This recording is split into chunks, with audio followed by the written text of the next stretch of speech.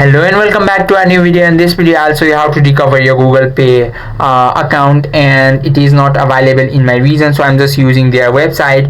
And then go to their login page, and there you have to tap on forgot pin on the login screen, and then follow the prompts to verify your identity. Usually you can verify through your Google account password.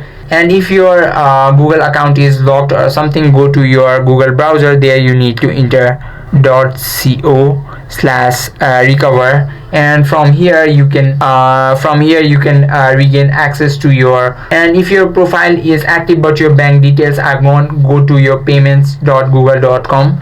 and if your profile is active but your bank details are gone, go to your payment google.com.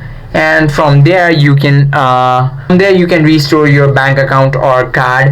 And if your account is permanently closed or anything like that, you cannot reopen it. You must create a new account, and that is how you can recover your Google Pay account. I hope this video helped you out. If you have any questions or queries, just let us know in the comment section. Thank you for watching.